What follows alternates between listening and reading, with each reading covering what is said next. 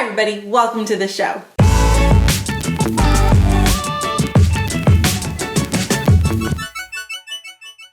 Hello everyone, welcome back to our channel. My name is Amanda, the mom and teacher behind Raising A to Z, this inspirational and informational homeschool YouTube channel. Today we're going to talk about something that we get a lot of questions about, especially at this time of year, and especially with everything that's going on with COVID and schools reopening or not reopening or kind of up in the air right now. We get a lot of questions about what do you do for a certain grade. So today we're going to go over kind of our curriculum choices for preschool. And we will do another video next week. You'll see what our curriculum choices for kindergarten are, but today we're going to focus on preschool. So when it comes to preschool, there are a couple approaches. Some people take a play-based approach where they just let the kids play all day. It is kind of like an extension of toddlerhood. Some people take it to the other extreme where they're like pretty hardcore. There's seat work, there's like expectations. They want their kids to be reading by the time they turn 4. We kind of fall in the middle. We do a lot of play-based stuff. We do a lot of fun activities, but we also like to do a little bit of seat work. Not a lot. We're very chill. We also have very low expectations of what we expect from our seat work time. For example, we are kind of, when we do a school block or what we call like a workbook time, we try to not use the word school time or homeschool time because we want our kids to understand that learning can happen anytime. But when we sit down and do like a workbook session, basically our workbook times break down to a little bit of workbook, a little bit of journaling, and some reading. That's kind of all we do for preschool and kindergarten. That's kind of our structure of the day. So when we do our language arts, basically my whole plan for preschool, Zoe is going to be introduced to letters this year. She's going to learn that letters have sounds, that she can put letters together to make different words. She can spell her name using letters. And by the end of the year, I'm hoping that she can identify roughly half of her letters. She might get them all, she might not. Not really important. We're gonna try, that's kind of our language arts goal. We also want her to understand that, like I said, letters make words. And that word means things, that she can actually have a say in how her words come across and what she can do with words. So to do that, we're going to introduce, like I said, letters. We do this through a couple of worksheet packs that we pick up off of Teachers Pay Teachers. I'll put a link for all of our Teacher Pay Teachers curriculum below. Some of it is free, some of it we pay for. I will tell you that some of it is French, which is one of the reasons why we went with Teachers Pay Teachers, because French curriculum is a little bit trickier to find. So that's just putting that out there. So basically I have a couple different packs of letter worksheets, and I like to put them together, and that's what she's going to use for her language arts curriculum. We also, like I said, we do journaling. Journaling is a big part of what we do for homeschooling. But at this age, what I do is she is going to draw a picture in her journal, and then she's going to tell me what it is, and I am going to write out what she has drawn. Basically helping her understand that when she draws a picture and she writes, they have a correlation, like what she draws and what she says, I can write it out and then I can read it back to her, and that's what it means. Starting the idea that what she has to say in her writing voice is important and that it actually means things. So that is kind of what we do in general. I think when it comes to letters, I always like to tell people, I'm going to show you. So this is Zoe's preschool workbook. I made this. It doesn't exist. Nor will I ever put it up for sale, because basically it's a whole bunch of Teachers Pay Teachers packets in here. This is basically, I just printed off everything I wanted, put it in the order that I wanted it in, and then took it to Staples and they bound it, spiral bound, and put the plastic cover and the back cover on it. I think it was $6.99 to do that. And then I just made this on the cute little cover page on Canva or something like that. So I'll kind of show you what we're doing. The first, like when we start getting back into like our workbook stuff after the summer, the first couple of pages I just have some like different line work, how to follow line, tracing, that kind of stuff. Then we get into letters, and I think this is kind of unique. This is my favorite way of teaching letters. Some people teach them alphabetically, some like to teach them in order of most frequently used. I like to go in a very different order. I go in the order of their name. So Zoe's first 3 letters are going to be Z, O, and E. or Z-O-N-E if you're Canadian. I don't know why we say Z, but we do. Anyway, so I like to go in the order of their name. So Zoe's first 3 letters are going to be Z-O-N-E. Why? Because at the end of 3 weeks, or for Lexi, I think it was 5 or 6, they're able to spell their name, and then that gives them kind of ownership of like the idea of like letters mean something, and you put them together and it means something important, like their name. So this is one of the worksheets that we have. Basically, it's just, you know, cute picture. It's got some connect the dots, draw the line, trace the letters, nothing complicated. And then this is one of my favorite, j'apprends l'alphabet.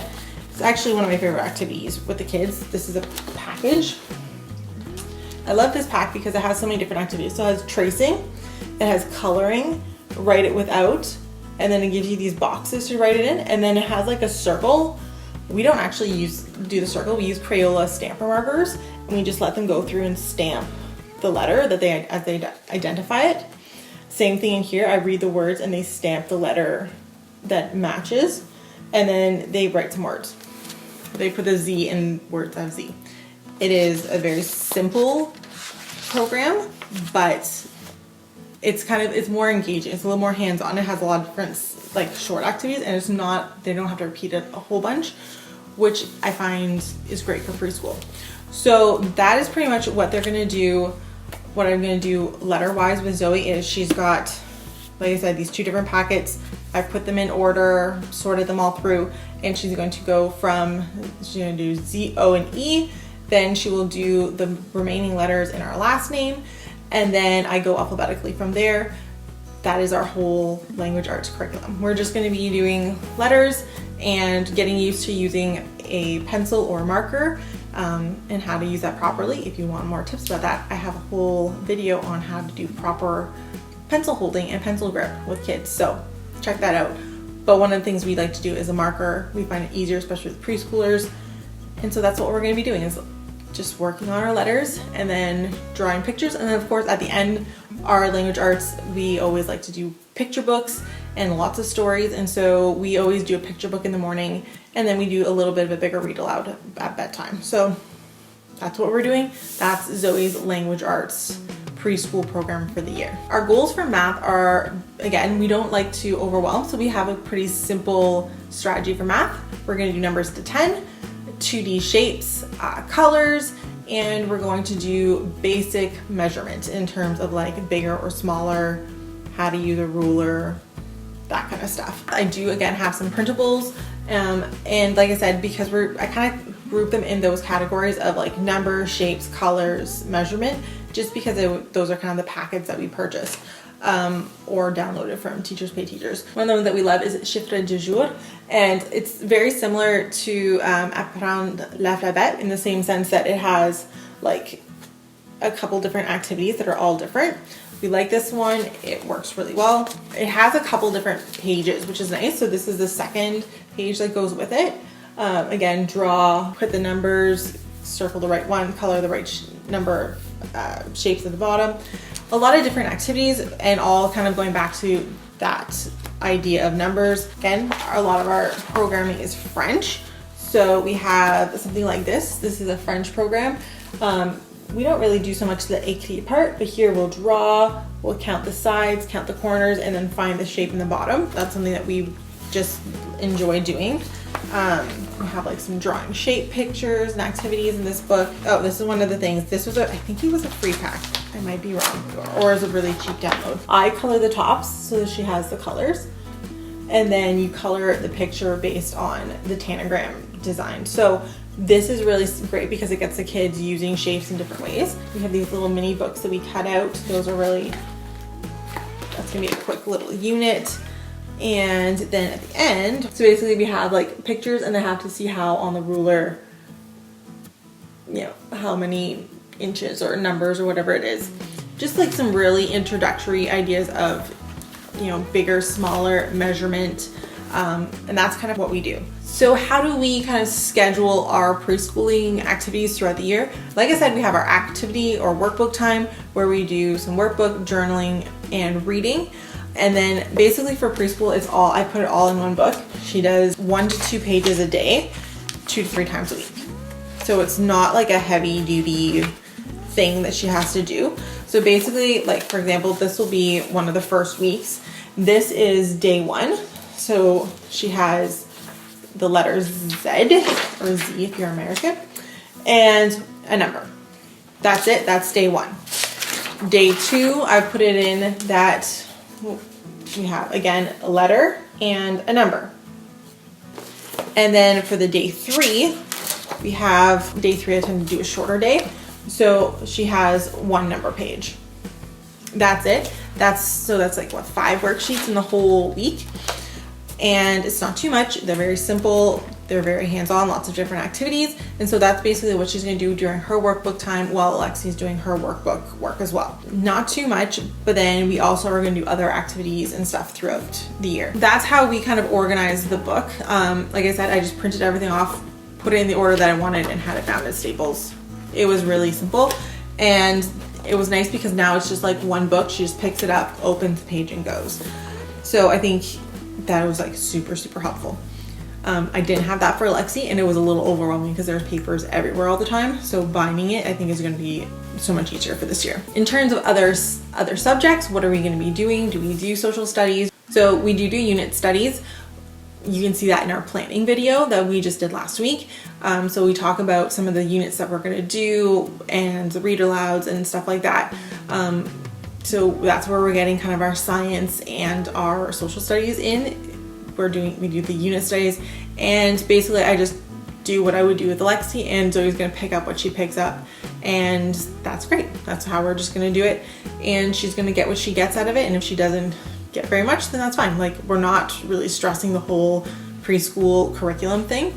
When it comes to art, we try to do on Fridays, we do like an art appreciation time, art exploration time, where they get a different material every month to kind of play around with and use, and just have some time to kind of explore how the different mediums work. So one month we might do pencil crayons, the next month we might do watercolor, and we might do a month of like found art and like recyclable materials, and just kind of let them have at it.